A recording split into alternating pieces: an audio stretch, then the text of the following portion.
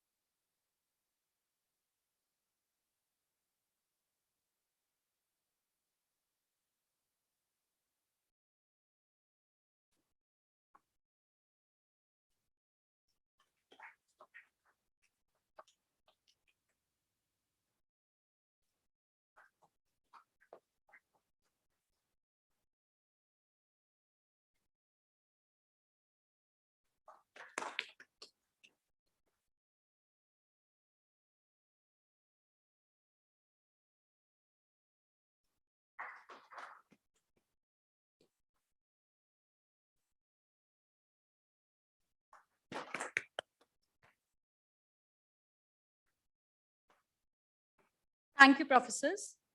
May I now invite Ms. Sangeeta for the invocation.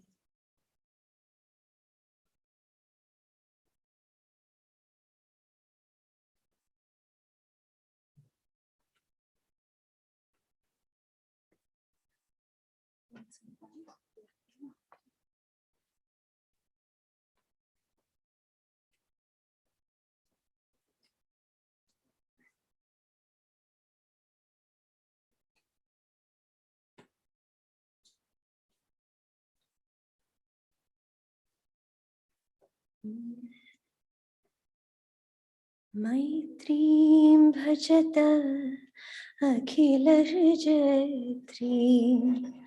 मैत्रीं भजत अखिलहृजयत्रीम् आत्मवदेव परानपि पश्यत आत्मवदेव परानपि पश्यत युद्धं त्यजत स्पर्धां त्यजत त्यजत परेष्वाक्रममाक्रमणम् मैत्रीं भजत अखिलहृजयत्रीम् जननी पृथिवी कामदुघास्ति जनको देवः सकलदयाळु दाम्यतदत्त दयत्वं जनता श्रेयो भूयात् सकलजनानां श्रेयो भूयात् सकलजनानां श्रेयो भूयात् सकलजनानां श्रेयो भूयात् सकलजनानां.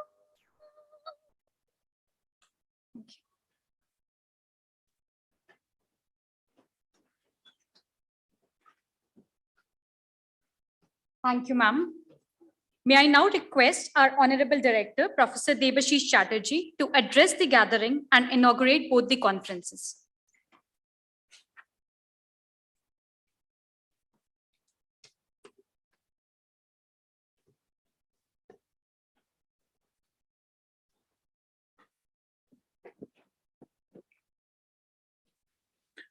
Before I forget that, let me formally inaugurate the conference because it has already been inaugurated by virtual lighting of the lamp. I'm just making the announcement.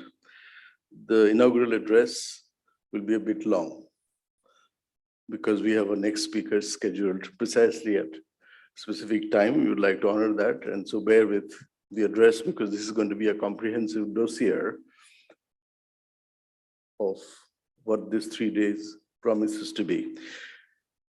Now, how do I start? With a good morning or a good afternoon or a good evening, depending on which time zone you're in. This is being done on a hybrid model. I welcome all IIM directors who are watching this, faculty, researchers, and students and guests attending this wonderful gathering. COVID-19 and our digital communication seem to have made both time and space somewhat irrelevant, as 20 iconic IIMs come together to showcase the soft power of Indian management education. We are asking the question alongside this conference, is there a need or is there a case for globalizing Indian thought in management? In the IIMs, we celebrate the life of the mind. In the 4.0 world of big data, AI, cloud computing, the human mind and our cognitive capability have become central to India's growth as a knowledge society. For most of us born after independence, the very idea of India is something that is crafted out of the narratives and the imagination of freedom fighters, poets, scientists, managers, teachers. Now think of this, 100 years back, there was no existence of India as a political entity. The sovereignty of royalty yielded space to the sovereignty of the people in the republic. We got our political identity as an independent nation in 1947. We got our economic independence in 1991. And we are striving for educational independence from a colonized education system at the beginning of the 21st century. India lives in the paradox of the world's youngest nation and the oldest democracy at the same time. Our political unity is woven out and sometimes superimposed on the deep structure of Indian culture. There is no singular idea of India and its cultural melting pot. In fact, India is a nexus of many streams of thoughts that defy reduction of this nation into a monolith. Like the tentacles of an octopus, several ideas of India have managed to keep any one dominant idea in check. The idea of India is still at work. It is a work in progress, a dynamic and intertwined pattern of mind, matter, customs, and costumes that can assimilate insights from just about every conceivable culture. Last week, I met the Cuban ambassador in Delhi, and he told me that the Cuban cigar was not just an addictive entertainment device. It was meant to ward off mosquitoes, insects, and evil spirits. It was not difficult for me to grasp the idea as an Indian. I told him that we use fragrant smoke generated in several of our festivals, except that we do not inhale that smoke through our mouths, but largely through our nostrils. Our homes and offices are visually designed according to Western standards, but our noses are turned into smell of indigenous spices and curries. Our visual, tactile, and olfactory functions operate in their own autonomous ways, embracing and assimilating a multitude of sensory and cognitive stimuli from several cultures. The dominant notion of pre-independent India 75 years ago was not the same as the idea of India today. Likewise, 75 years from now, it will be a vastly different cognitive map of India that will shape this India in multiple ways. At roughly 500 million, India has the largest number of WhatsApp users today, followed by 120 million citizens of the second largest user, which is Brazil. With at least 1 billion messages exchanged every day through India by a single platform, you can imagine how the idea of India will be shaped by technology we could not even foresee 5 years back.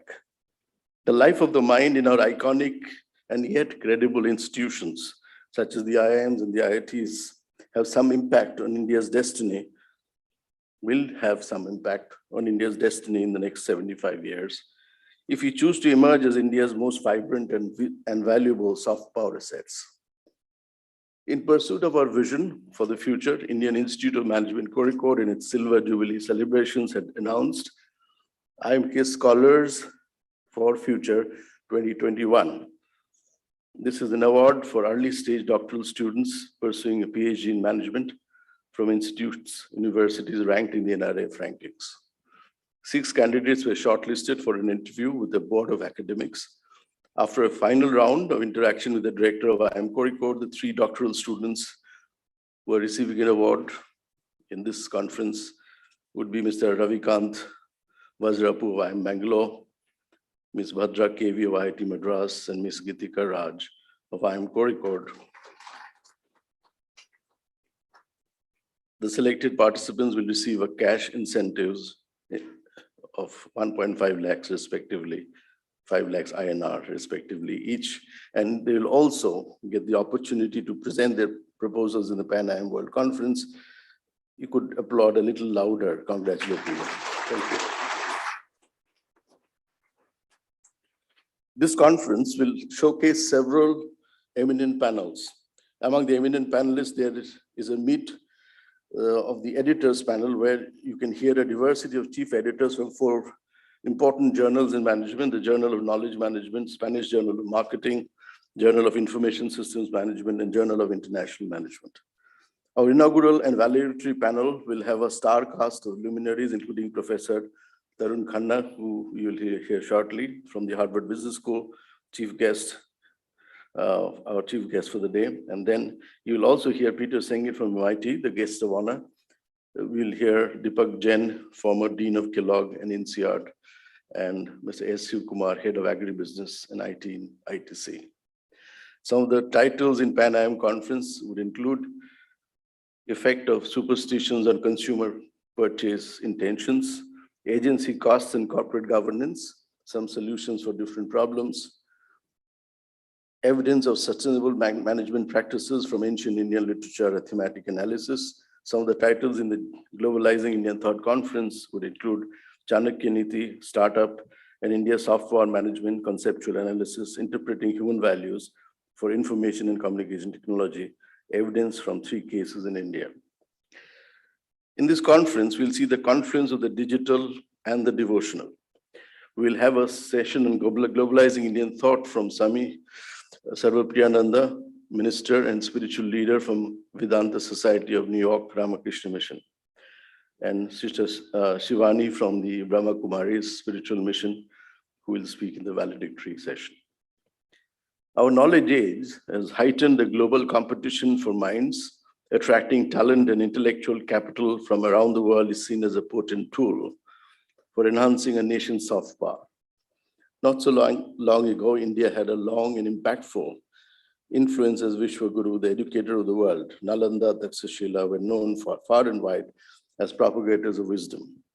Reverence for knowledge has always been part of India's cultural capital, yet modern Indian institutions find themselves incapable of attracting global talent to their campuses in proportion to our nation's capacity to do so. Whereas millions of Indian students go to study abroad, the number of foreign students coming to India was a trickle of a few thousands in 2019. This trend can be reversed if India chooses to dismantle and modernize its 19th century educational infrastructure, pedagogy, and shed its colonial reluctance to embrace its ancient wisdom and indigenous knowledge that has produced stalwarts in every field of endeavor. Institutions of higher education in modern India tend to reflect India's inherent strength only in patches. However, the decades-old perception of India as a mismanaged nation has been changing gradually yet rapidly around the turn of the century. The CEO of PepsiCo, McKinsey, Google, Microsoft, IBM, the last two deans of Harvard Business School, and the recent Nobel laureate in economics were graduates of our national schools of engineering, management, and liberal studies. Their innate capabilities flowered when they found freedom and institutional support in the West. Why is India unable to transform her own institutional assets into more tangible outcomes? Why has India remained a perpetual underachiever in converting its potential for unleashing the soft power of education? We can trace the root cause of this to a mindset that breeds imitation and inflexibility. Management education could indeed be India's emerging soft power asset. For a long time, we have suffered the colonization of our consciousness by cultures that were predatory in their instincts. Swami Vivekananda laments, "We have been slaves forever. It has never been to the masses of India to express the inner light, which is their inheritance." Post-colonial Indian education system has managed to create mindsets of clerks and coders and limitators. Our schools have become like lockups rather than laboratories of innovative learning. Tagore, a school dropout, was unsparing in his critique of our school system. He said, "We rob the child of his earth to teach him geography, of language to teach him grammar, his hunger for the epic, but he is supplied with chronicles of facts and dates." The result is a nation of passive rote learners and fossilized learning methods. In the words of Tagore, we sit inert like dead specimens of some museum, while lessons are pelted at us from on high like hailstones and flowers. In conclusion, here is what I would like to say. There is hope yet. IIMs are beginning to claim their legitimate spaces as institutions of global impact.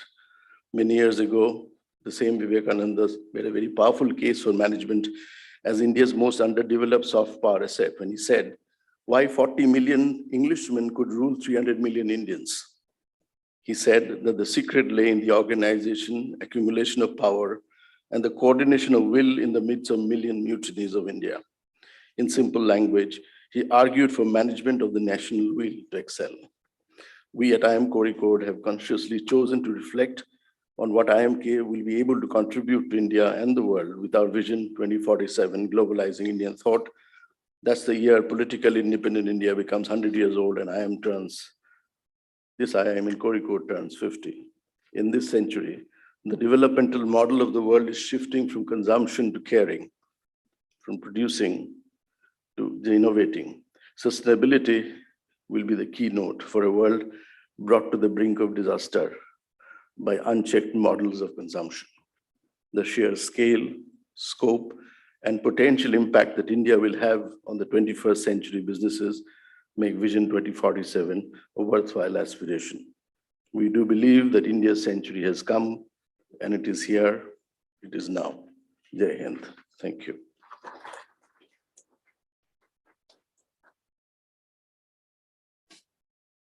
Thank you very much, sir, for your enlightening words and for giving such an enthusiastic start to the conferences. I now request Professor Shubhashish De, Dean, Programs and International Relations, IIM Kozhikode, to introduce our keynote speaker, Professor Tarun Khanna, Jorge Paulo Lemann Professor at Harvard Business School.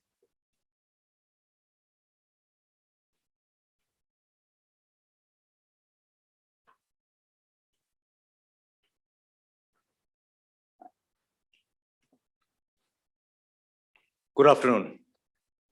On behalf of the 8th Pan-IIM World Management Conference and the 2nd International Conclave on Globalizing Indian Thought, it is my great pleasure to introduce our keynote speaker, Professor Tarun Khanna. Professor Tarun Khanna is a Jorge Paulo Lemann Professor at Harvard, where he has taught at Harvard Business School and at Harvard College for 25 years, focusing on the role of entrepreneurs in developing countries. Professor Khanna is the first director of Harvard's Lakshmi Mittal and Family South Asia Institute, which is a university-wide endeavor that brings together natural and social scientists with artists and humanists in joint academic pursuits.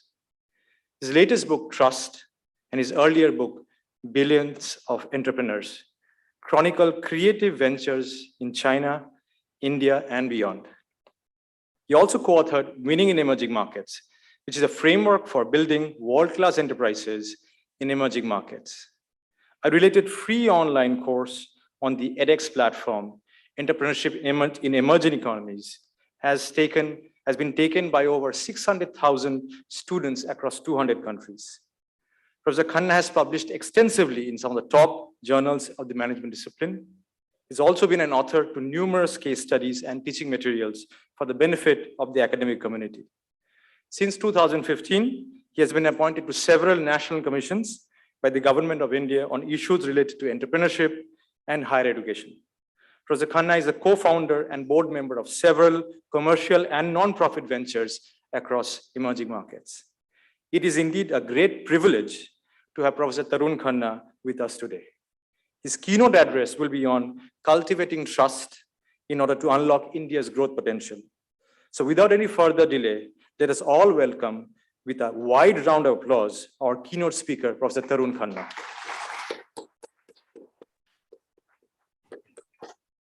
Professor Khanna, over to you. Good evening. Am I audible? Yes. Okay. Thank you very much. I'm going to share my screen and use a few slides if it's okay. So please give me a moment.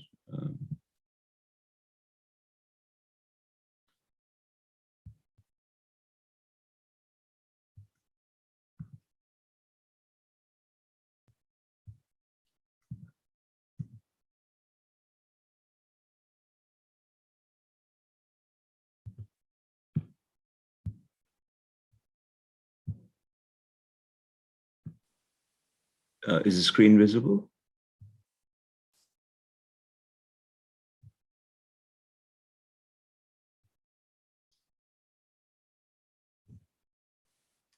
Yes, we can see it. Okay, thank you very much. Thank you. All right, I will start. Again, good afternoon, good evening, good morning, wherever you are, colleagues. Professor Chatterjee, it's nice to see you. Thank you for the inauguration that followed, the lighting of the lamps inauguration, and thank you for the kind introduction. And most of all, it's such a privilege that you've asked me to give the keynote to this amazing dual conference on globalizing Indian thought. And congratulations on the 25th year of this particular IIM. It really is such a privilege. There's so many places to take off, and I love the comments, alluding back to our history, to our rich tradition of education, and the roles that IIM have played in the past, and also aspirationally could play much more significantly in the future. I was playing with some thoughts yesterday, thinking about how to use the roughly half an hour that I have for my comments. And here is a title that I decided to alight on, which is of course related to the theme of unlocking trust. I thought I would focus on a particular problem that I'm very passionate about, both as a researcher and as an entrepreneur. And that's why I titled this talk, An Academic Entrepreneur's Moral Quest, to do something about lost talent. And in this sense, of course, I was not privileged enough to have Professor Chatterjee's comments before, but in a sense, it's exactly what he was just talking about. He was talking about our wasted talent, the fact that our institutions historically have not lived up to the aspirations of an independent India in 1947 as much as we could have. We provided the foundations, and then people like me have left to go and nurture our academic instincts somewhere else and try to contribute to the betterment of the world. But why should it be this way? We can do much better with our institutions in India, and I feel very passionately about that. And that's why I've devoted so much of my time to working with the government of India, to working with Indian entrepreneurs, to working with my students who are spread all over India this time after 30 years of being at Harvard. So I will simply step through the slide and through these slides and give you a sense of my decade-long journey so far, because I intend to continue this in addressing this problem of talent inclusion. By talent inclusion, I just mean that literally in my view, 95% of the talent in the world, of the roughly 8 billion people that we have in the world, don't have an opportunity to express their talent. They don't have access to the institutional infrastructure that I was lucky enough to have for myself growing up in Delhi, in Mumbai, in Bangalore, and then, of course, leveraging the institutions of the United States, which has been my adopted home. The way I'm going to do this is talk through 3 or 4 very concrete initiatives. You'll notice some of these are very academic projects. There are papers that are published in applied math journals. There are papers published in scientific journals, in management journals. There are a couple of books. There are educational efforts, pedagogical efforts to teach. And there are charitable institutions that I have founded, as well as commercial companies that I founded. And I'm doing this intentionally to signal that I don't, particularly in a school of management, I don't think that we should be only prisoners of academic journals. We should embrace the academic enterprise in all its conventional ways. But for me, the interplay between practice and theory has been the single driver of everything that I've done. And it's also part of, as they say in America, drinking the Kool-Aid. In other words, immersing yourself in the model, in my case, of the Harvard Business School. Just to be clear, I'm not suggesting that every person does this. I'm simply sharing my journey, which has been productive for the way that my mind works. I hope you'll bear with me and let me talk through some of these, and I hope it'll be of some interest to you. Ultimately, all of these are about a very simple problem. 90-95% of people in India, I would say, and even worse in many other parts of the world, are completely locked out of the talent mainstream, completely locked out of the commercial mainstream, societal mainstream. There are 4 projects that I have up on the screen. I'll talk through as many of them as I can in the time that I have. The first is a commercial company that I launched out of MIT and Harvard and IIT Delhi, actually, with 2 brothers, Himanshu and Varun Agarwal, both Delhi-based. I still have a home in Gurgaon in Delhi, and so that's where we launched it.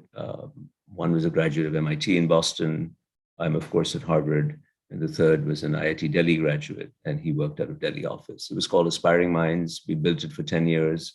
It became a global software company. And 2 years ago, we sold it to a UK-based company called SHL, which is where it exists right now. I'll talk about this because I'm very proud of this effort. It was a commercially viable company that did extremely well.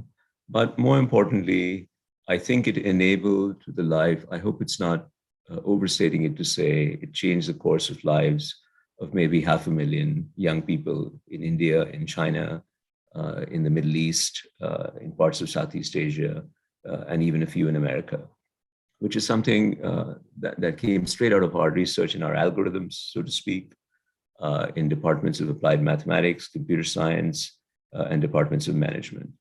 The second project I'll talk about is the Making Meritocracy project, which is one that has just concluded, run out of the Lakshmi Mittal and Family South Asia Institute at Harvard, which I have the privilege of co-founding and directing over the last 10 years, thanks to my colleagues,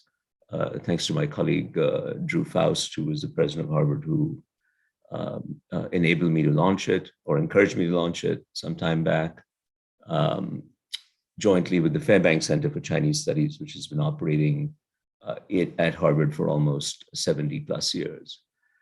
It's an academic project that embraced, I would say, 50 to 70 academics from all over India, all over China, and the United States to come together to think of this idea of talent and meritocracy. To what extent can one hope that meritocracy become one of the founding principles of any society? In this book, we interrogate this idea going back to antiquity, all the way up to modern times. This is a book that is going to be published by Oxford University Press. I believe it should be out in India in March or April. And it's a purely academic enterprise. It's comprised of 14 or 15 essays by the world's leading economists, political scientists, legal minds, philosophers, applied mathematicians, all again looking at this idea of what do we do about talent that is left out. And again, I refer back to my opening slide. This really is a moral quest for me. And the idea is, how do you use the political institutions around us, and how do you use the economic institutions around us for the betterment of society, particularly for the betterment of those who have not been as fortunate as have I to have received an amazing education and the privilege of continuing to teach amazing young adults. The third project is an ongoing one. It's a global charity that I co-founded with a colleague at Harvard called the Aspire Institute in Cambridge. And it is directed to bettering the lives of very disadvantaged, first in family to college, youth all over the world. We started with the countries of South Asia, all countries of South Asia, including those with which we are sadly sometimes in conflict. I see no distinction between young human beings who are in different countries, regardless of the political orientation of where they're from. They are all God's children. They all deserve a chance. And this institute, Aspire Institute, which I encourage you to visit on the website, is an amazing project. It's brought together several hundred well-wishers in literally 135 countries to create a program to go out, find marginalized talent, encourage them, tell them, we see you. You're not, we don't ignore you. We, meaning world society, we don't ignore you. We see you, we want to do something for you. And we reach out for you, we give them access to free materials. Everything is free for the children, and enable them to receive internships, mentoring from the more privileged people around the world. This is a project that I hope will last till my dying days. However few decades I have left to keep working on. It's a complete labor of love. And the last project is the course that was kindly mentioned in the introduction, which is Harvard's perhaps amongst its most successful online courses. I use the acronym on the slide, MOOC, Massive Open Online Course, called Entrepreneurship in Emerging Economies, which is taken by almost 750,000 people, young people across 200 countries, and continues to allow me to connect asynchronously with young people around the world. All these projects interact with each other. So Aspiring Minds, the commercial company, we would not normally think of as an academic enterprise, but I think of it as an academic enterprise. It's generated so much data, so much so-called big data before big data became fashionable. And we used it to write all kinds of papers, all kinds of scholarly enterprises. The charity Aspire is powered by Aspiring Minds algorithms to find the talent, and so on and so forth. The entrepreneurship course relies on my practical experiences, as well as on debate, scholarly exchange with philosophers and mathematicians that is described in the Making Meritocracy book and my earlier book on trust, and so on and so forth. I guess the point I'm trying to make, and even if I stop with this slide, I would be content at making the point that we should think of scholarship more holistically. We shouldn't think of it in narrow silos. Of course, our work requires excellence in the silos, But that's not all that we should aspire to. We should aspire to all this work being mutually symbiotic. And again, not everybody has to do every single thing. My mind happens to work like this. It's the way that I enjoy thinking. And so it suits me. Other people may choose to do one or the other kind of scholarship. But as long as we can find ways to work together, that would be great. With your permission, I'll talk through some of these a little bit. This is a job fair in Wuhan, China, that inspired me to think about, inspired me and the Agarwal brothers in Delhi to think about this problem. How do you find the talented person in these tens of thousands of people who come to the job fairs? We have similar job fairs in India. I saw one in Rajasthan, I saw one in Gujarat, when thousands and thousands of people come together with organizations to seek productive work. So we were one of the earliest movers in the use of machine learning and big data going back 10, 12 years now. And the problem that Aspiring Minds is trying to solve is, how do you allow an individual, let us say, who is a new graduate, wherever he or she might be in the world, and comes from an unknown institution, doesn't have the benefit of going to IIM and IIT and other fancy places around the world, but still has intrinsic worth. Circumstances of his or her life have left them in places where they were unable to access these institutions. And we know there is a very vast majority of talent around us. And I call on all of you, again, as a moral quest, to think about this problem on a daily basis. In my work with my colleague, Krishna Palapu, many years ago, spelled out in a book, Winning in Emerging Markets, we had created a taxonomy of how one thinks about the institutional fabric of a society vis-a-vis productive enterprise, vis-a-vis entrepreneurship and management of pre-existing enterprises.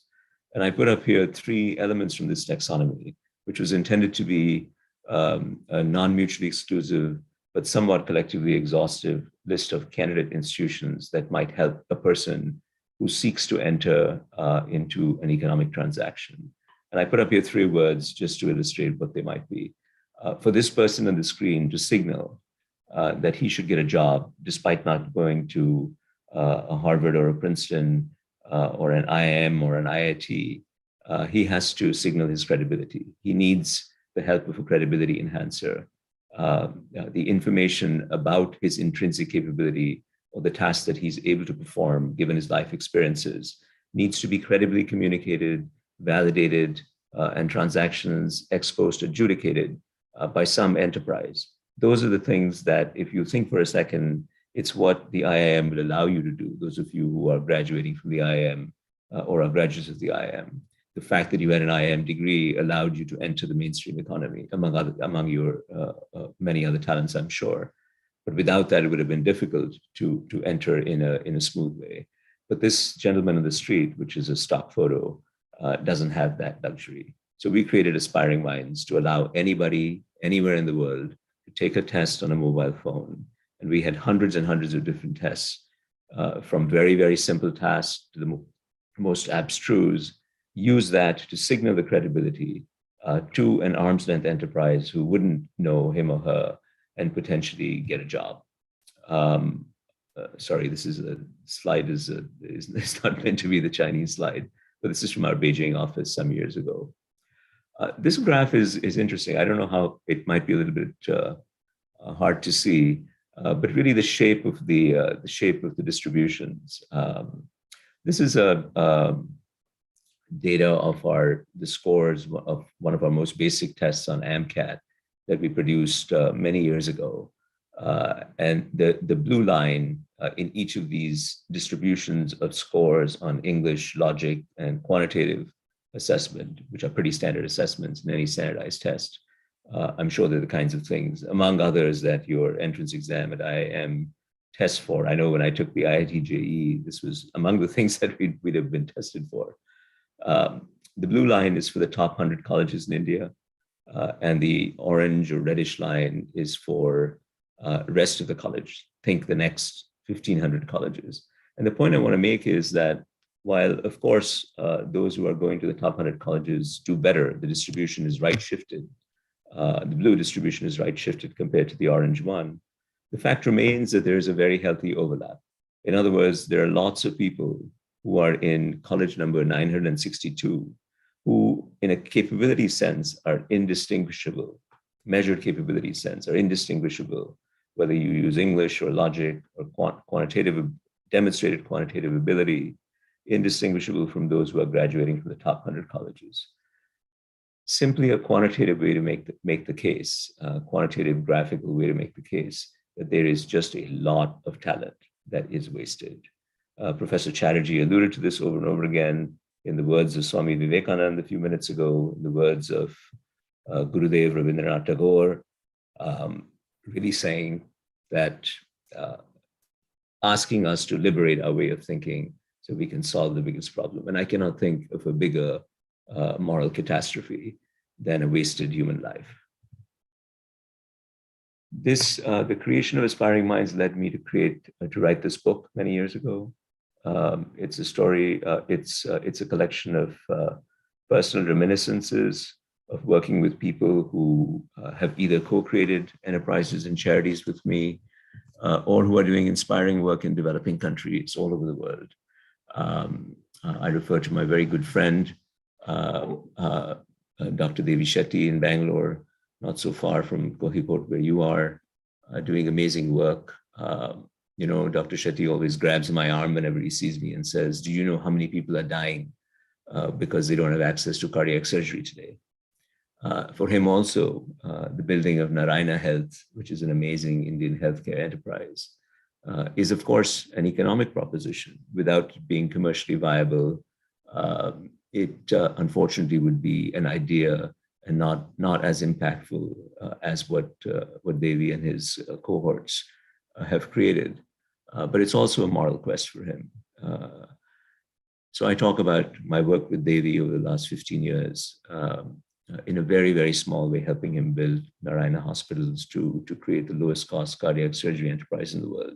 That's something that's coming out of India, that's coming out of Indian thought, that's coming out of Indian enterprise, it's coming out of Indian talent, and the world flocks to his door now.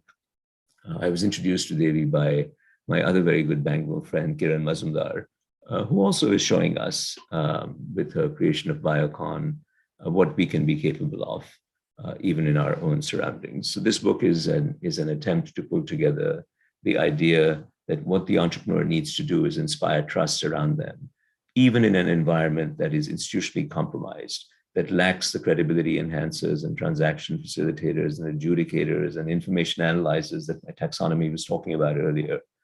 It is the task of the entrepreneur to compensate for those institutional inadequacies, what Krishna and I have called in our work institutional voids in many instances. So I'm intentionally going between the practical, the enterprise, the charity, and the academic and scholarly. Again, just to make a point that this is my attempt to address this. These are the two brothers who worked with me for 10 years to create sort of a GRE for jobs. GRE, of course, refers to the graduate record entrance. I think that's what it is. It's a standardized test for graduate school in America.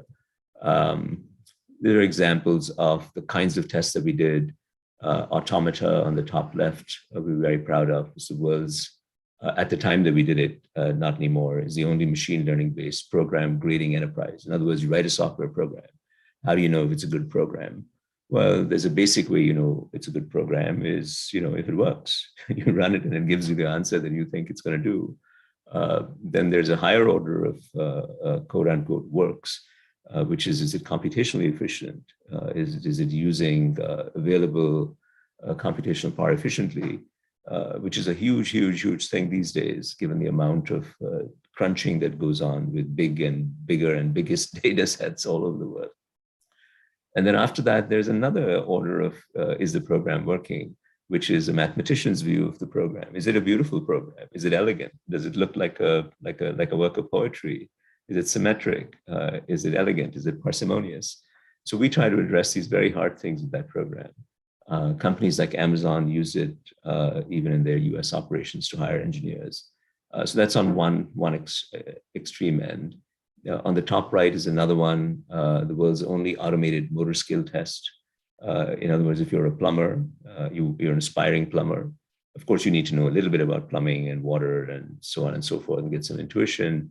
But but you also need to be able to use a wrench. You need to be able to rotate your wrist. So my colleague Varun developed games on tablets. And you can see the movement of the hand. I'm gesturing with my own hands. I hope you can see that. Showing that to play these games, you had to move your wrist in a way that a plumber would move his or her wrist to get a job. And so we could use these tablets to actually create automated tests that we were using for vocational enterprises. So there you see the anchoring of the extreme. You have computation efficiency and algorithms on one end, and you have blue collar skills on the other end, all being done with this enterprise to help people who are, again, locked out of the economic mainstreams get jobs, honest, productive, paying jobs that can improve their livelihoods. In the interest of time, I'm going to walk past this book. I've already spoken about it.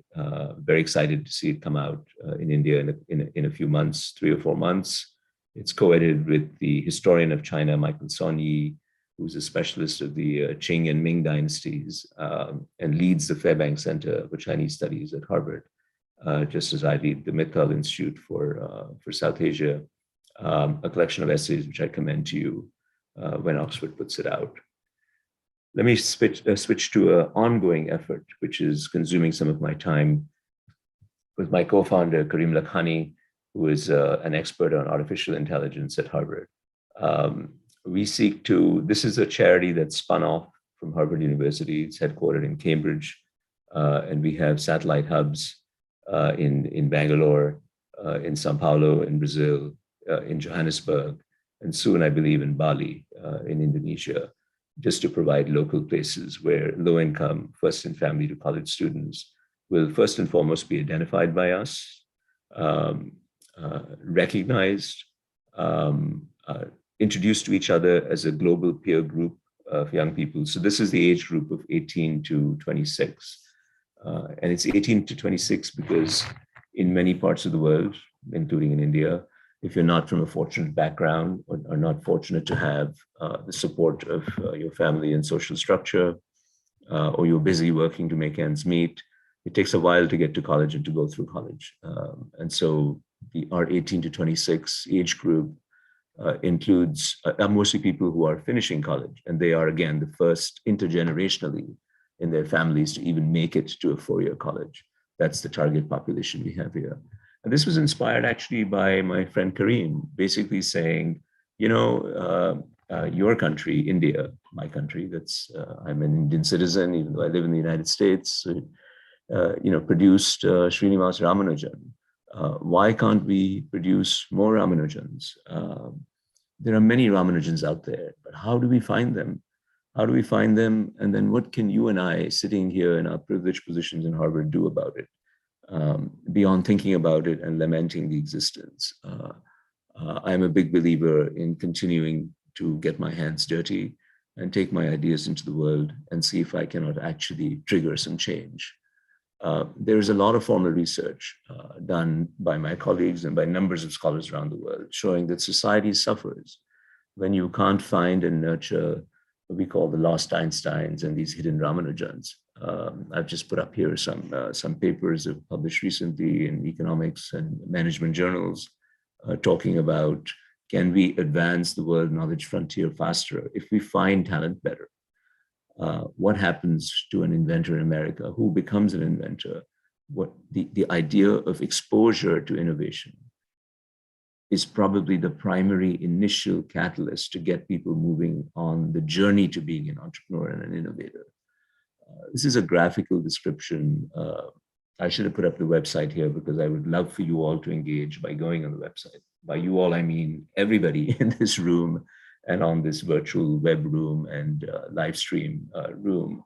The website is just aspireleaders.org. Please go to it.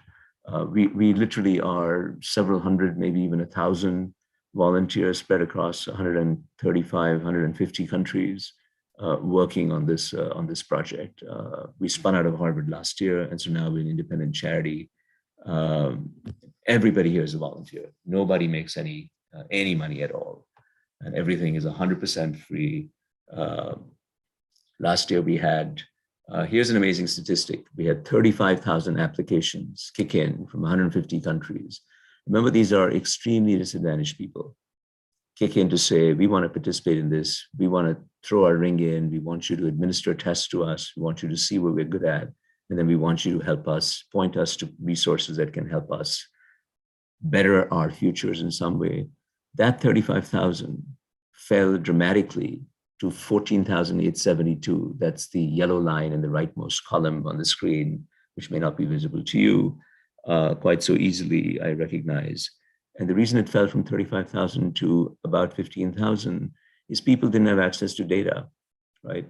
They didn't have access to data to even take a simple test that we were administering electronically over the web. Why didn't they have access to data? Because as poor as we are in India, there are many countries that are much worse off than us. And this applied to some pockets of India as well as our neighboring countries.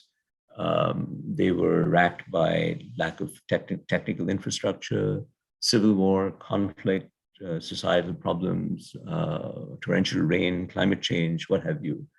So in this coming year, what we're doing is we've partnered with one of the biggest providers of cloud data services around the world, a technology firm, whose clients themselves are the world's biggest telecom companies. And we're going to work with all the world's biggest telecom companies to provide free data access somehow to these students. Here's a funny story. One of my former students is a Turkish gentleman who lives in Dubai. And when he found out that for our finalist cohort, by the way, is 1% of our incoming cohort. So 1% of 14,872 students would be about 149 students. So that's our finalist cohort was about 114 students, so even less than 1%. But those 1% students, there were many people who also had no access to data. So we ended up sending Bitcoin to all these young men and women around the world so that they could cash in the Bitcoin and buy data to get access to our tests. That's how deprived people are. Right? Anyway, what you see is we take these kids and we put them through, make them part of an alumni community. And now the program has spread to even the disadvantaged people in the United States, in Brazil, in Peru, in South Africa, in Kenya, Nairobi, Kazakhstan, Eastern Europe, you name it. We don't as yet have a presence in East Asia, but we will remedy that in the future. So you get the idea. This again is related to the meritocracy book, and it's related to Aspiring Minds as an enterprise. Take the thought, marry it with ideas from history, from civilization, superimpose algorithms, take it to the world, expose it, have it iterate experimentally, write teaching case studies, teach it in class, feed it back into the research, feed it back into the new enterprises, and work with people to give them a better life. Aspire is built on so many partnerships. This is just a smattering of technology firms, foundations, companies, academic institutions all over the world that are working on this. And lastly, my pet project in India is the Atal Innovation Mission, which I really love. The Prime Minister's office some years ago asked me to put forward a blueprint for thinking about the innovation infrastructure in India. So I was privileged enough to create a committee that you can find the report on the web. It's called something like the Expert Committee on Innovation and Entrepreneurship under the auspices of Niti Aayog in Delhi. And the committee worked very fast for 6 to 9 months and produced a report, as a result of which we created this Atal Innovation Mission. You see here a graphic from the report, which is to say that in the short run, in other words, within a few years of writing the report, we could provide immediate stimulus to triggering entrepreneurship and entrepreneurial thought for our youth across India with some simple interventions. In the second stage, over the next 10 years, we could create more of an enabling environment. And in the third stage, which would take a generation, we have to address the cultural context, going back to Professor Chatterjee's comments from Tagore and Vallabhbhai Patel and so on, and my own allusions to people like Srinivas Ramanujan to say that we have to address the context so that we generate and propel more of this talent. I'll just put this last slide up. I love this slide. It has happy children everywhere. The idea is to cultivate millions of children in India as innovators and entrepreneurs and thought leaders. And there is a very nice example here. So we have these tinkering labs.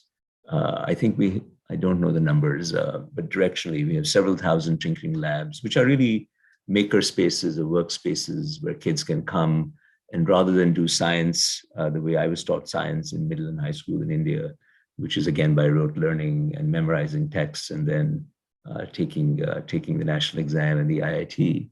This is a place where kids come and they take the scientific ideas and they build things.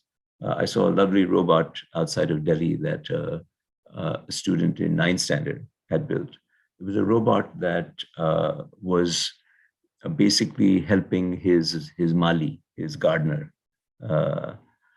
in his garden, essentially moving around with the gardener and watering the plants and checking. This is a kid who was, I don't know, must have been whatever age one is in 9th standard,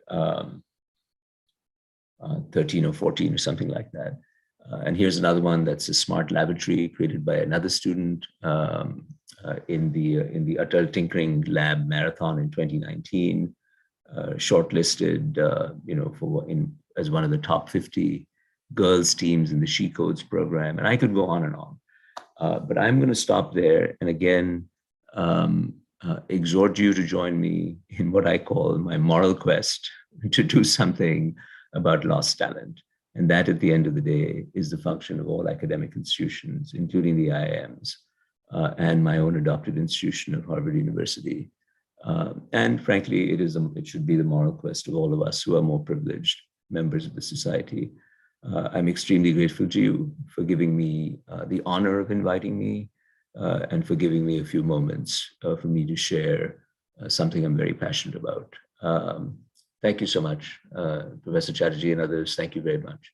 I apologize, I have to leave to go teach a class, but it's so lovely to see people, albeit remotely, and hopefully with the passage of the virus, our paths shall cross. God bless. Thank you, Thank you, Professor Khanna, for sharing your insightful work. And it was truly an honor to listen to you. And thanks a lot for joining us so early from the States. Thank you again.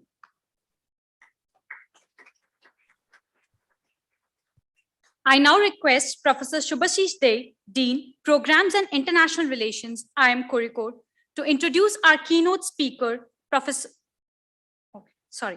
I now request Professor Anandakutan B. Onathan, Dean, Faculty Administration and Development, IIM Kozhikode, to introduce the theme of both the conferences and the key highlights.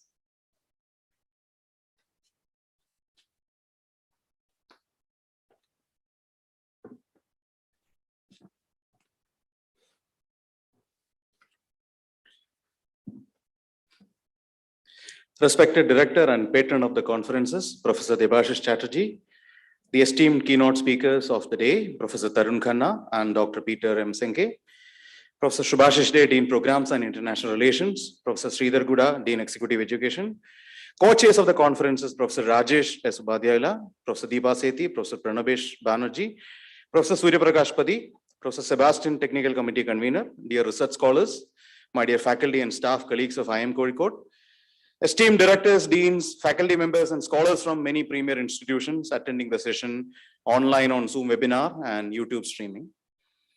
Today marks a momentous occasion for all of us at IIM Kozhikode. We are hosting two very high-profile conferences together, the 8th Pan-IIM World Management Conference and the 2nd edition of International Conclave on Globalizing Indian Thought. The Pan-IIM Conference is returning to IIM Kozhikode after 7 years. We had hosted the 2nd Pan-IIM Conference way back in 2014. The success of any conference is the quality of the academic papers presented and the deliberations that happen in sessions. For the Pan-IIM Conference, we have 261 selected papers based on a rigorous peer review, and we have 340 registered delegates. The presentations are organized into 49 sessions in 7 parallel tracks representing marketing, finance, strategic management, operations and supply chain management, economics, organization behavior and human resource management, and humanities and liberal arts in management.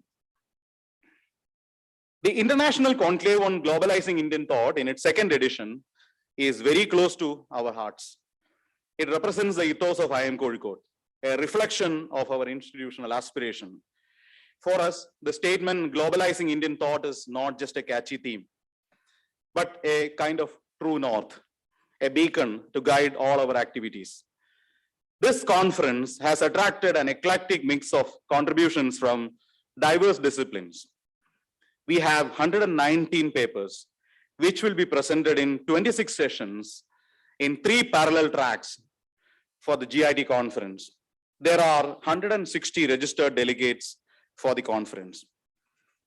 We have best paper awards for both the conferences. The leading publisher Emerald has joined IIM Kozhikode in sponsoring the best paper awards for the Pan IIM conference, while the best paper award for GIT is jointly sponsored by the leading edtech company Eruditus and IIM Kozhikode. Another distinguishing feature of the conferences is the several special sessions we have. As director already mentioned, we have special address by the most honored speaker, Swami Sarvapriyananda. Again, today we started quite early at 9:30 a.m. with 5 pre-conference workshops. They were developing theory from qualitative data by Professor Bani Tan, University of Sydney Business School. We had a case teaching workshop. We had a session on conducting qualitative research using interpretive and critical perspectives, coordinated by our own Professor Abhipsa Pal and Professor Rahul Day of IIM Bangalore was a resource person. We had a session on testing causal hypothesis, design and analysis of factorial experiments, conducted by Professor Srijesh, a colleague from IIM Kozhikode. We had a paper development workshop by Professor Siddhartha Spati of IIM Kozhikode. We had a panel discussion on building a successful career in academia. Professor Neeraj Dwivedi, Professor of Strategic Management Area and Dean, Faculty of IIM Lucknow. Professor Rajendra Nargunkar, Director, NMIMS Bangalore Campus. Professor Rudrasen Sharma, Professor Economics, IIM Kozhikode. Moderated by Dr. Gopalakrishnan Narayanamurthy, Management School, University of Liverpool, and our alumni. We have several such panels, panel on practitioners, digital landscape opportunities and challenges. We have 2 media editors, one panel which is moderated by Professor Deepa Sethi, the second moderated by Professor Surya Prakashpati. We have a session on IIM Kozhikode Silver Jubilee Scholars for the Future 2021, where the winners will be presenting their paper. The Center for Excellence for Social Innovation, panel discussion on social innovation opportunities in research and teaching, coordinated by our colleagues, Professor Priya Nair, Rajiv, and Professor Simi Joy, with a number of speakers from the industry as well as the academia. IIM Kozhikode Live, they are moderating a session, Entrepreneurial Adaptation in Emerging Markets. It is moderated by Professor Sumit Kundu, and the session is introduced by Professor Rajesh Srinivas Ubadhyayula. We have several special sessions organized by our academic areas in economics, finance, accounting and control, humanities and liberal arts in management, information systems, marketing management, OB and HRM, quantitative methods and operations management, as well as strategic management. The valedictory session, we have 3 very eminent people, Sister Shivani of Brahma Kumaris, Sri S. Shivakumar and Professor Deepak C. Jain. So it's quite a packed agenda for the next 2 days of the conference. I hope all of you will be participating as many sessions as possible and contribute to the rich discussions that we have. The metaphor of an iceberg is probably the most appropriate to describe this conference. The visible is made possible by the invisible work that is done behind. The technology is certainly an enabler, but we need people to make the technology work. And there is a pretty steep learning curve that we have to go through. An event of this magnitude requires sustained efforts of a large team of people who even now are working behind silently, taking care of the fine detail and solving problems as they arise. It has never been a sprint, it's more of a marathon, which we are only halfway. I'll be failing in my duty if I do not acknowledge their selfless efforts. Mr. Prashib and his team from Research Office, Dr. Ramachandran and his team from Computer Center, Mr. Anil, Mr. Bose and their team from engineering, Mr. Sojan, Mr. Sadanandan from Director's Office and General Administration team who made this wonderful stage and this auditorium possible. They all pulled together to make this possible. I also gratefully acknowledge Chief Administrative Officer, Lieutenant Colonel Julius George for all his support. Thank you.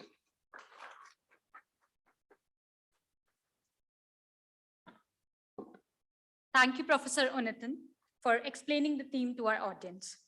May I now request Professor Deepa Sethi, Co-Chair GIT 2021, to introduce our guest of honor, Dr. Peter M. Senge, faculty at MIT Sloan School of Management and founder of Society for Organizational Learning.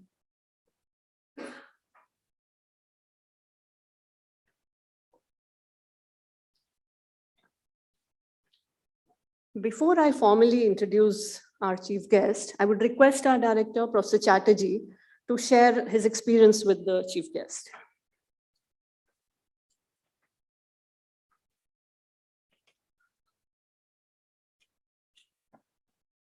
Well, I hope Peter Senge is listening to this. To the world of academia and systems learning, he needs no introduction. I met him in 1994, roughly 27 years back, with a review of his work, now known worldwide, work called The Fifth Discipline. And he was perhaps the hottest star in the academic world. And I did a review that was not unsparing in its critical view. I said, system thinking has not changed anything in the world, systems feeling has.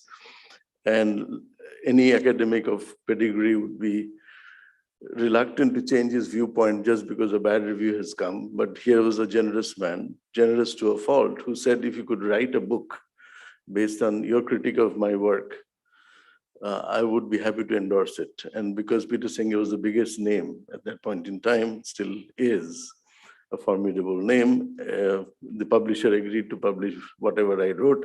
I wrote a book roughly in 17 days, but it took me 3 years to get those 17 days going. And he wrote a foreword in the book. This is my first book published. I returned to MIT again with a book of ours from here called 2047. Peter Senge looked at that work and he said, this will be very close to my heart. I said, you haven't even read the book. You don't know what is in it. How is it close to your heart? He said, 2047 is when I turn 100 in age. So you can imagine that the association of a man who is humble, simple, and willing to learn at every point in his life. The interesting thing is that his current work is on compassionate systems. And I would like to believe that here is Peter Senge, who's coming around a full circle, who thinks the change in heart is indeed the heart of change. And that is why compassionate system comes into being. If India has in any way influenced his thinking, India is grateful that an extraordinary academic like that would embrace Indian thought in some measure. So over to you, Dr. Senge, but only after Deepa's introduction, right? So you have a formal introduction. Thank you. Let me announce that there's a little delay in our guest joining us. In the meanwhile, we will watch the glimpses of GIT 2020.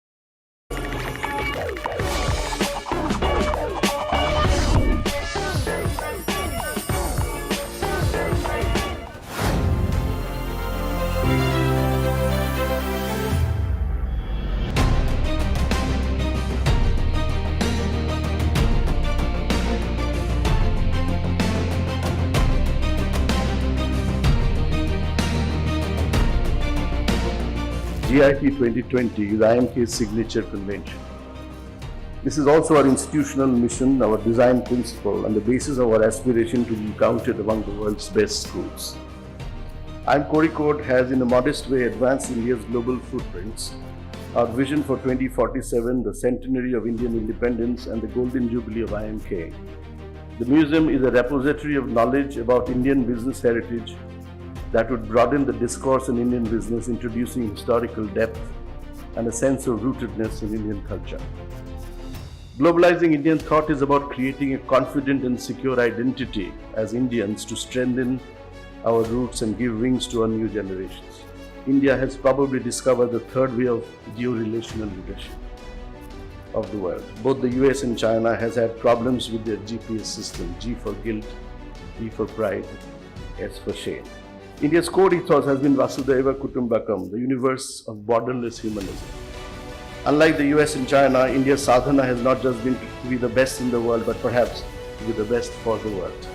Ladies and gentlemen, it would be unwise on my part to speak any more about someone who literally needs no introduction anywhere in the world today. So here is Honorable Prime Minister Narendra Damodar Das Modi delivering the inaugural speech for GIP 2020. Welcome, sir. Distinguished guests, ladies and gentlemen, Namaskar. I'm delighted to address a conference on globalizing Indian thought at a prestigious center of learning like the IIM Kozhikode. It is a matter of joy that such well-known centers of learning are taking interest in these subjects. I hope seminars such as this popularize more aspects of Indian thought among people. With this, I conclude my remarks and convey my best wishes to IIM Kozhikode. Thank you. Thank you very much. The Honorable Prime Minister to do the honors for digital unveiling of the statue of Swami Vivekananda in our campus and dedicate this to us.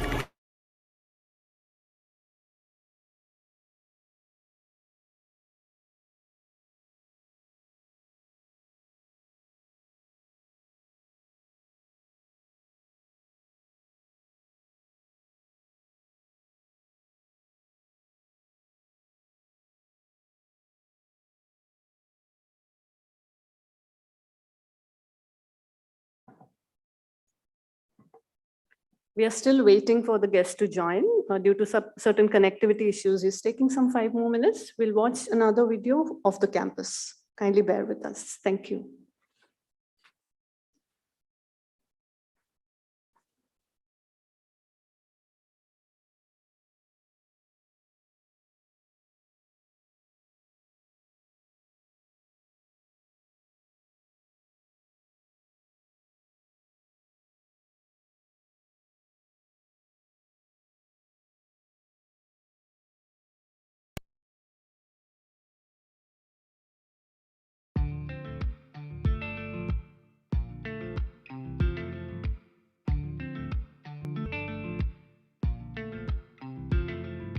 ख्वाब कुछ मुकम्मल करके आज कुछ miracle करके ऐसी बहारों में हम पेड़ों पहाड़ों में हम सपनों की दुनिया के जो फैसले चुने हैं हमने अपनों की दुनिया से जो फासले चुने हैं हमने हाँ फासले चुने हैं हमने यहाँ यूं जिंदगी की सांस चलती है बादलों में क्लास चलती है अपनी बादलों में क्लास चलती है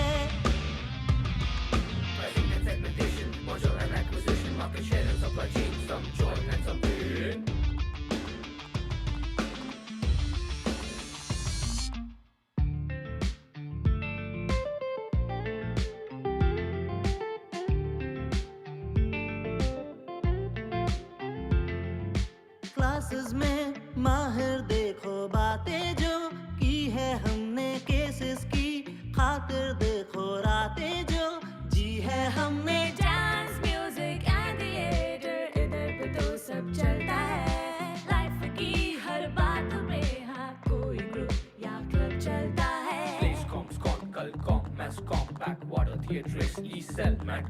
एक्सेट्रा बहुत है यार work hard but party harder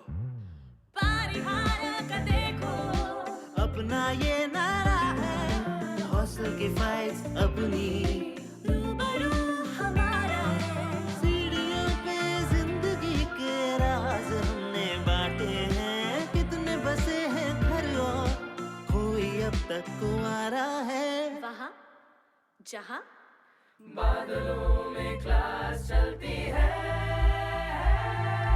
जिंदगी की सांस चलती है अपनी बादलों पे क्लास चलती है अपनी बादलों में क्लास चलती है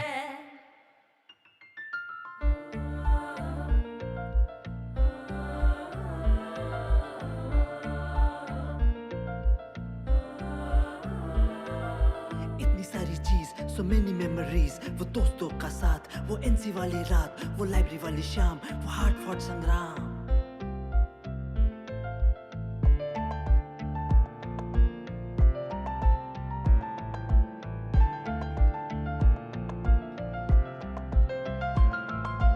MBA सिर्फ डिग्री नहीं है यार It has its own music, it has its own flavor, and if you didn't hear, you'll not forget forever. तालीम की तरह एक ड्रीम की तरह एक टीम की तरह हम रहते हैं गॉडजोन कंट्री के कॉलेज में जिसे गॉडजोन कैंपस कहते हैं क्योंकि यहाँ यूं जिंदगी की सांस चलती है बादलों में क्लास चलती है अपनी बादलों में क्लास चलती है हाँ अपनी बादलों में क्लास चलती है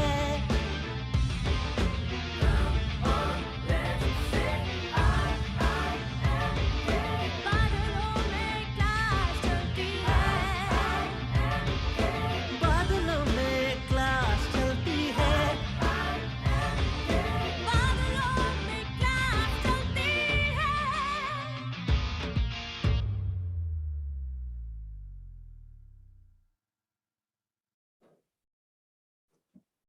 Inconvenience caused is regretted. Due to connectivity issues, the guest might not be able to join. We'll find a special space for his talk. May I now request Professor G. Sridhar to propose the vote of thanks?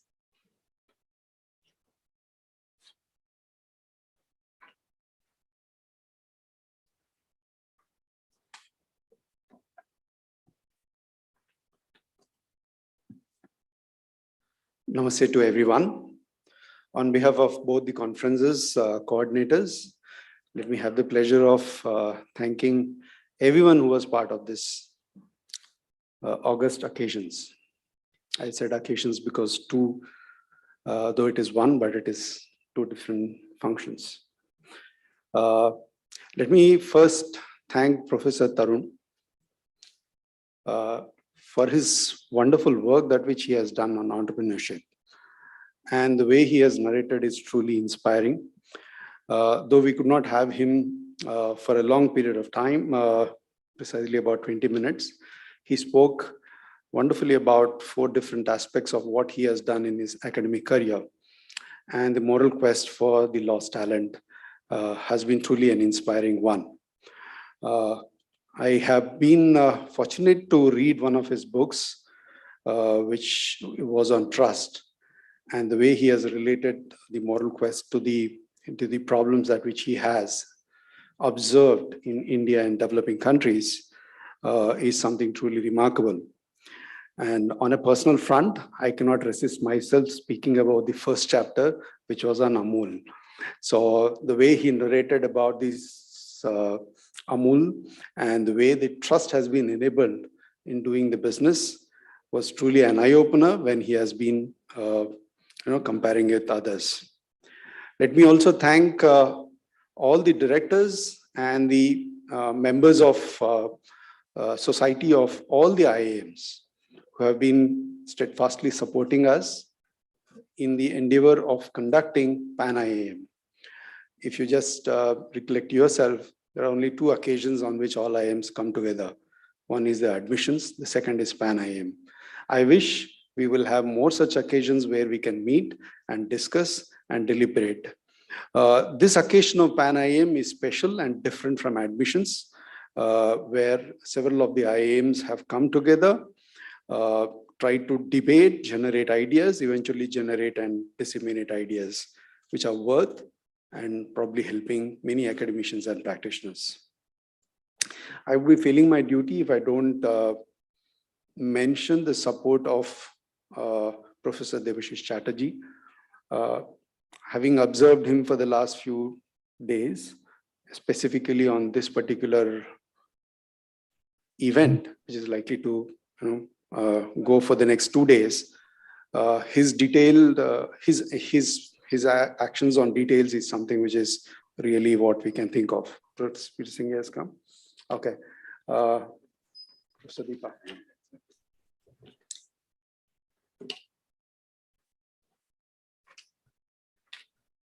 So thankfully, the speaker has joined. May I formally introduce him? Dr. Peter M. Singh is the founding chair of Society of Organizational Learning, a global network of organizations, researchers, and consultants dedicated to the interdependent development of people and their institutions. Faculty Sloan School of Management, MIT, and co-founder of the Academy for Systemic Change, which seeks to accelerate the growth of the field of systemic change worldwide. Dr. Singh graduated from Stanford University with a BS in engineering.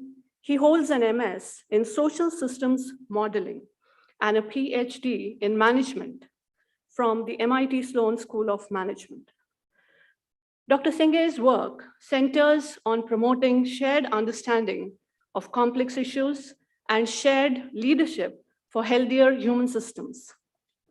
This involves major cross-sector projects focused on global food systems, climate change, regenerative economies, and the future of education.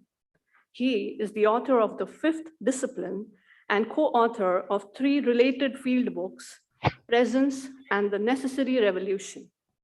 The 5th discipline was recognized by Harvard Business Review as one of the seminal management books of the last 75 years, and by the Financial Times as one of the 5 most important management books.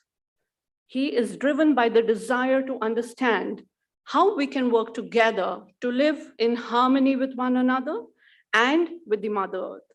He describes his process as sharing rather than teaching, in an attempt to help people see not just what has been done before, but sharing what has been done by suggestion, surfacing, or eliciting what new might be possible. Through his work, Dr. Senge strives to foster learning communities around the globe in order to improve our world. May I now request Professor Chatterjee to share a few words about him? Thank you.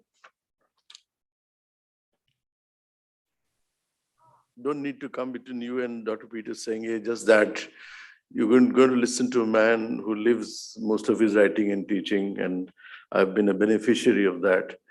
I happened to present to him a little dancing Nataraja, and I saw a book coming out called Dance of Change. I said, Peter, a little bit of India has now entered into your thought process. So over to him. You're delayed by roughly 10 minutes, Peter. So let's hear you now. Thank you. Yeah, thank you. Well, first off, I need to apologize for being late. I actually was here, but I apparently had the wrong link. So you know what it's like when you can't figure out what to do. You just disconnect. I gave up and reconnected, and then I was able to join you. So apparently I had a link that put me in a listen only mode. So I got to hear the videos. They were really interesting. And I wanted to get a little feeling for your gathering before I joined you. So first off, let me say I'm very pleased to be able to be here. I assume you can hear and see. Okay, I'm actually up in northern Maine, almost all the way into Canada, in a remote place that we like to retreat to whenever we can. It's really quite beautiful. And it snowed last night, so probably a little different than the weather most of you are enjoying. Debashish asked me to make a few comments about the last 5 years or so of our work, where we've really shifted gears, not in a radical way, but in a kind of at least for me, I think a very interesting kind of evolution of the work we've been doing for many, many years, which, as many of you probably know and was covered well in the introduction, has always been about, how people can work together in ways that really bring out the best in us. So often we work together in ways, ironically, that bring out the worst in us. And we see the consequences, of course, in our societies at multiple levels. For me, the profound ecological and social imbalances of the industrial age have always been in many ways the problem. We live in a world that's remarkably interconnected, yet we act as if we're a bunch of isolated individuals. And the same is true of organizations as well as individuals to a high degree. So those have always been the problems in the foreground of my mind. But in the last 5 years, kind of shifted gears and really begin to focus much more on the field of education. It's something I've always wanted to do, and we've had projects in reinventing education for a long time, different schools, different communities. But for the first time now, working much more at a large scale, the state of California, the province of British Columbia. There are hubs in this work also throughout Eastern Asia. Because of COVID, it hasn't really coalesced and grown quite as much as it would have otherwise, but Hong Kong, Singapore, Jakarta, Australia, and now even in Japan, there's people doing really, really good work. So I'm going to just say a word or two about that work. When I say education, I'm particularly meaning primary and secondary education. In many ways, the most upstream institutions. I've always thought that one of our fundamental problems was time horizon. The problems we have in the world, the deep problems, will not be solved quickly. They've arisen over generations and really in many ways centuries. The Western industrial model, which has become the model expanded around the world, really has its roots in the Western scientific revolution and the technological changes that followed. And so we're talking now 200, 250 years. So problems that have had this long time to develop aren't going to be changed in a few months or years. The only institution in society that has a time horizon commensurate with the scope of time we need to embrace around these changes is education. So while it's not the only institution that matters, arguably business is the most powerful institution in the world, in some ways you could argue that education, particularly primary and secondary education, is the most important.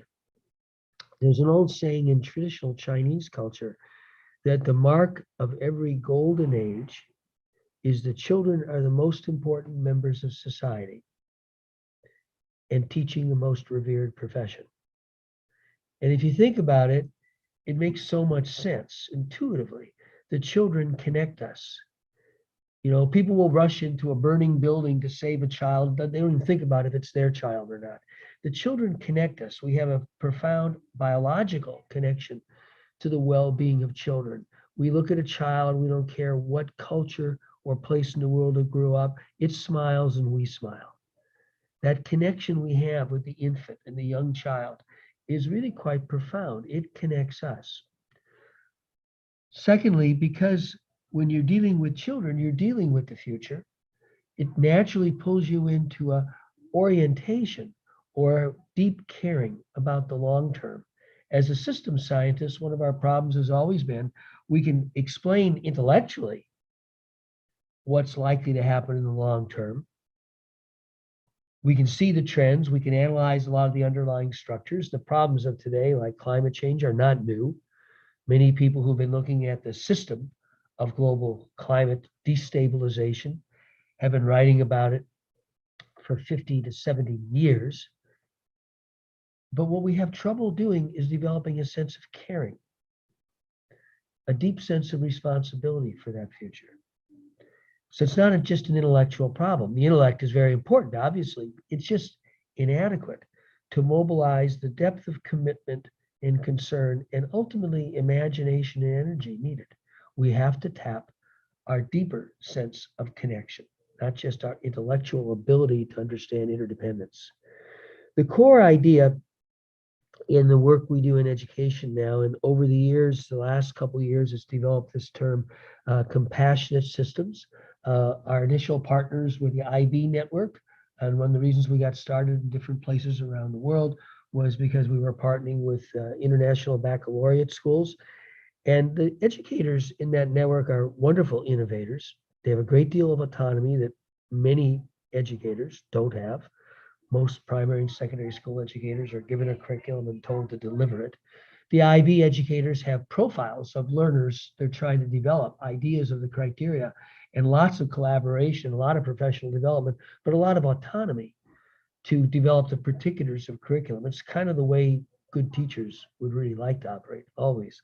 Anyhow, they came up with this term, compassionate systems, and I thought, what a very interesting kind of juxtaposition of two very different images.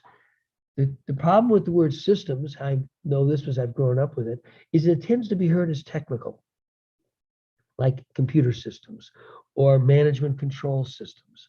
It tends to be heard as something separate from ourselves.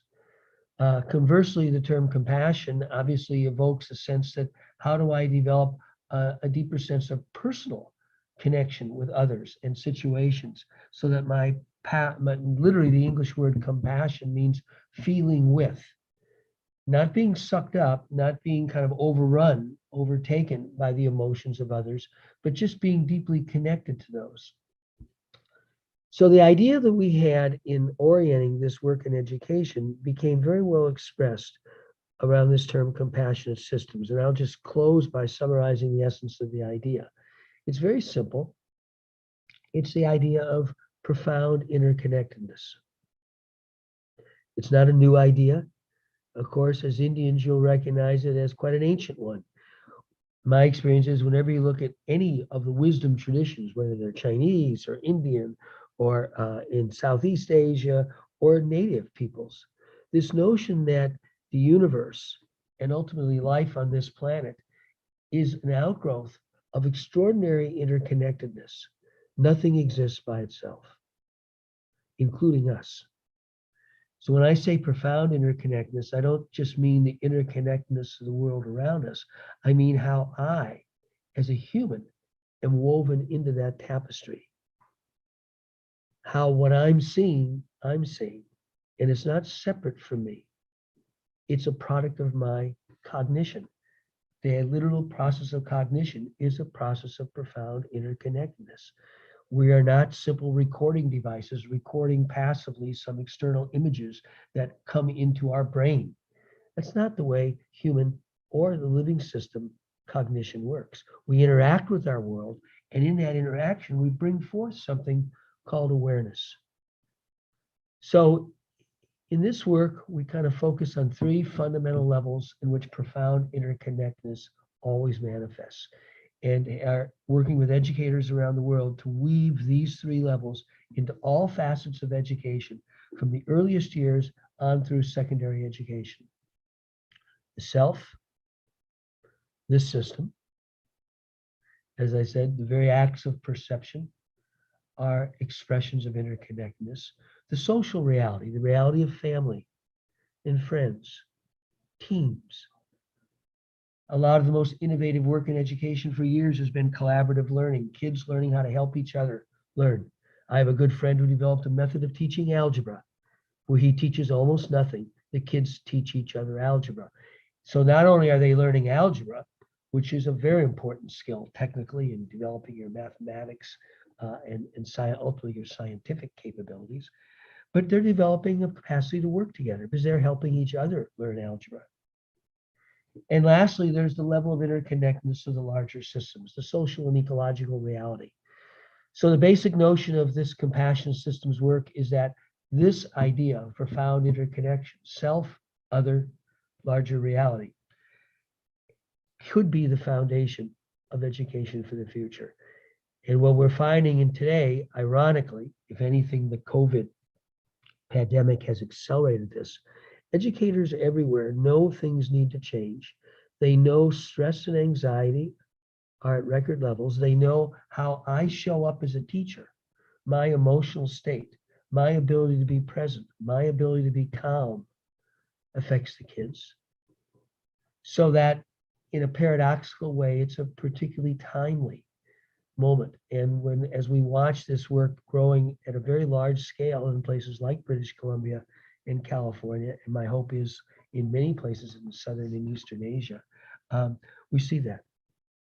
We see that the ideas seem to fit the time. And of course, as many of you who know our work know, it's not just ideas, it's the tools and practices that go with those ideas. So that's the essence of the compassionate systems work around the world in education. Hopefully it makes a little bit of sense. And I'm really pleased I could join you today. And again, my apologies for being a bit tardy.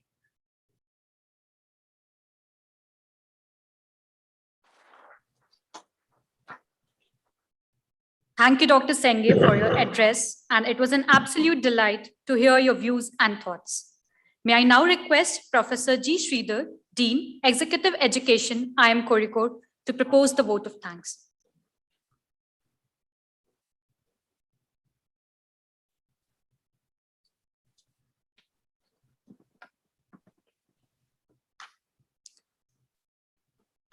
Let me at the outset also mention that probably I'm very fortunate to do 2 times vote of thanks in a single event. But I would also like to first place my sincere thanks, apart from whomever I've mentioned, to Professor Peter Senge. If I have to just summarize whatever he has said about compassionate system, I'm reminded of a shloka from Isha Upanishad. Purnamadaha Purnamidam Purnat Purnamadachate Purnasya Purnamadaya Purnamevashyadate. Om Shanti, Shanti, Shanti. Basically, it is saying that everything is complete. Whether that is complete or this is complete, everything is complete. And if you even remove completeness from completeness, it is still remaining complete, which is basically saying an Indian way of what Professor Peter Senge has mentioned. I've been a great fan and also a beneficiary of Professor Peter's book, Fifth Discipline. I still use his book in one of my courses called distribution channels. Thank you a lot. I know this must be a very chilly morning there. Thanks a lot for waking up for us, sparing this valuable time and sharing your thoughts. A big round of applause to Professor Peter Singh.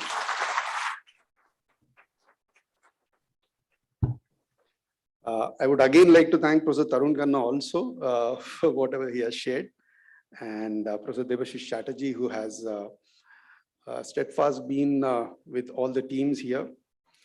Apart from the keynote speakers, professors, and directors of all institutes, I think this conference would not have happened without the committees that have put tremendous amount of efforts. Specifically, Professor Sebastian, to all his team and others, may I request you all to please give a good round of applause. I would also like to place my sincere thanks to all the pre-conference work that which has been organized for everyone as a part of this one, of this conference, and the faculty who have spared their valuable time. Professor Anand already mentioned the names. I would not like to go further, but it's a heartfelt thanks from all the organizers of this conference. No amount of appreciation or applause would be sufficient for the tireless work that which we had got support from Lieutenant Colonel Julius and his team of staff, specifically Shri Ashok Pathak ji of IT, Mr. Bose of engineering, then more specifically from the research team, Mr. Prashib and team. May I request you all to please give a good round of applause to all of them. This conference would not have happened without the conference participants, obviously. Many of them have submitted papers. Some of them papers they would have got disappointed, but that they had some views to be expressed as a part of this conference, we sincerely appreciate, even though if your paper has been not selected as a part of the rigorous process. And for all the participants who are presenting their papers, we sincerely praise our gratitude. Finally, I would also like to thank all the faculty of IIM Kozhikode, all the staff members, students, who with their simple smile have been able to contribute for whatever requests we have made. Thank you, one and all.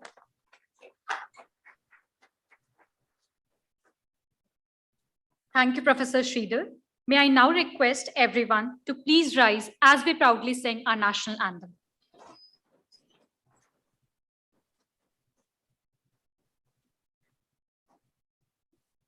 Jana Gana मन अधिनायक जय हे भारत भाग्य विधाता पंजाब सिंध गुजरात मराठा द्राविड उत्कल बंगा विंध्य हिमाचल यमुना गंगा उच्चल जलधि तरंगा तव शुभ नामे जागी तव शुभाशिष मागी गाहे तव जय गाथा जन गण मंगलदायक जय हे भारत भाग्य विधाता जय हे जय हे जय हे जय जय जय जय हे.